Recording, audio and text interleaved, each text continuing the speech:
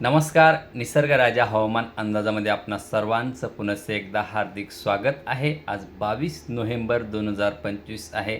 बघा, ज्यांना ज्यांना हवामानाविषयी परफेक्ट अंदाज पाहिजे असेल त्यांनी आपल्या चॅनलला सबस्क्राईब करा, जेणेकरून तुम्हाला वेळोवेळी हवामानाविषयी अंदाज मिळेल.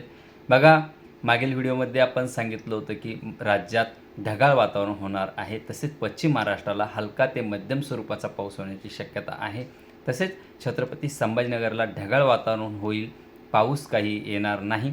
तरीसुद्धा शेतकरी मित्रांनो, जे आपले पिकं निघालेले आहेत त्यांना आपल्याला 24 आणि 25 तारखेला झाकून ठेवायचं आहे. कारण की 24 आणि 25 तारखेला पश्चिम महाराष्ट्रात सांगली, सातारा, पुणे, कोल्हापूर, सिंधुदुर्ग, रत्नागिरी या भागांना ठिकठिकाणी पाऊस होणार आहे. तर राज्यात बाकीच्या उर्वरित भागांना ढगाळ वातावरण होणार आहे.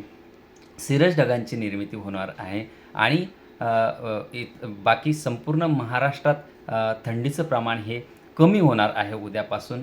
तर राज्यात जवळपास 10 ते 15 दिवस हे दूषित वातावरण होईल, ढगाळ वातावरण होईल. सरसकट ढगाळ वातावरण असणार नाही, ऊनही पडणार आहे आणि थोड्याफार प्रमाणात ढगाळ वातावरण होईल. त्यामुळे थोड्याफार प्रमाणात धुळीचंही प्रमाण राहील आणि वदळही पडण्याची शक्यता राहील. सकाळच्या सत्रातसुद्धा आज आपण सिरस ढगांची निर्मिती झाली होती. आपण आपल्या शेतकऱ्यांच्या भाषेत सांगायचं म्हणलं तर रेवटं सकाळच्या सत्रात निघालं होतं आणि त्यामुळे दूषित वातावरण हे होणार आहे. त्यामुळे फवारणीसुद्धा या कालखंडात आपल्याला घेण्याची गरज पडणार आहे, याची शेतकऱ्यांनी नोंद घ्यायची आहे.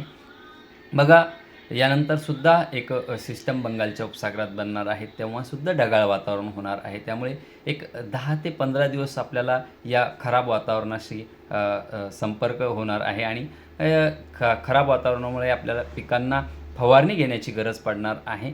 पण छत्रपती संभाजीनगरला हा पाऊस येणार नाही, याची शेतकऱ्यांनी नोंद घ्यायची आहे. तरीसुद्धा जास्तच ढगाळ वातावरण झालं तर आपल्या पिकांना सुरक्षित झाकून ठेवायचं आहे.